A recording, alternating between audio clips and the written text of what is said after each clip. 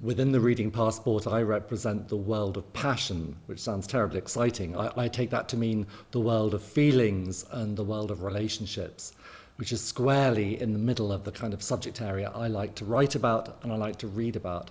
I think one of my favorite authors in this area is the American Anne Tyler. I always recommend her novel Dinner at the Homesick Restaurant as one of the most intriguing representations of a family in crisis, and the way within one family a bunch of children will grow up with completely different memories of the same events. That's the kind of thing that really fascinates me in writing. It's fantastic to be part of the Reading Passport project. I have a long-standing love of libraries and librarians. I think I spent most of my childhood holidays in our local library just hanging out and exploring the bookshelves. And any project like this, which brings readers into libraries and reminds them what a wonderful resource they are, is a great thing to be part of. My latest novel is A Perfectly Good Man. For those of you who've read my earlier novel, Notes from an Exhibition, it's a kind of sequel, but you don't have to read both books and you don't have to read them both in the same order. A Perfectly Good Man is about a father who happens to be a village priest and the terrible damage he does to his family in the name of love. I'm always intrigued by relationships and the way we can hurt our loved ones while trying to do the best for them. And this is very much about that. This poor man has a son out of wedlock that his wife doesn't know about, and the book begins when he is called upon as a priest to visit this boy and to basically pray with him before he commits suicide. What I'm working on now is a big departure from me. This is a novel that's based on a family mystery in my own family. My great-grandfather was banished to Canada by his in-laws, and nobody would ever tell me why. He was made to leave behind his wife and his little girl, my grandmother, and he then went out and was basically a pioneer farmer out in the prairies.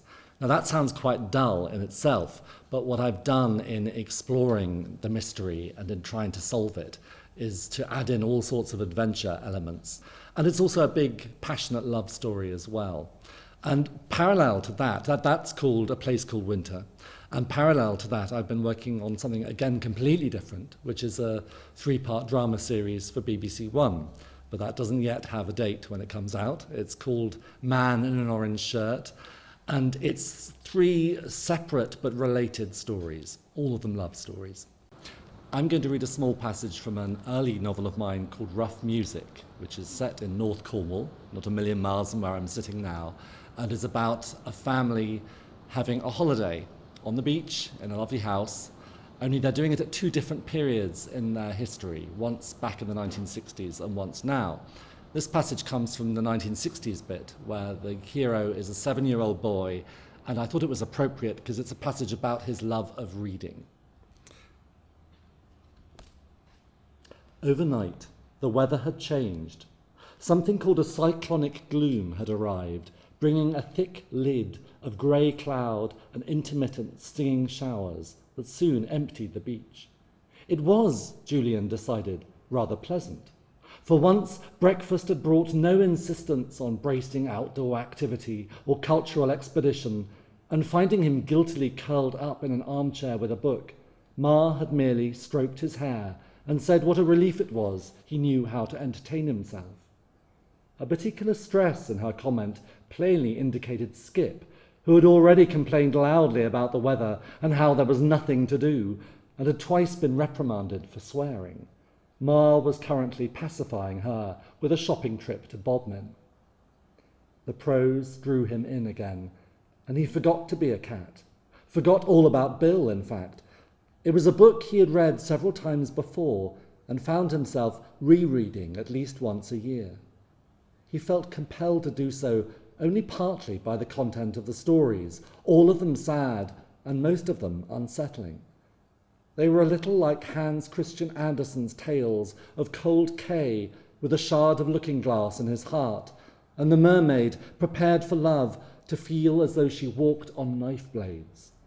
Wilde's cruel infanta and amoral star-child affected him in a similar way. He sensed there were darker truths, adult truths behind the self-consciously fairy tale tone. These were stories adults never offered to read at bedtime.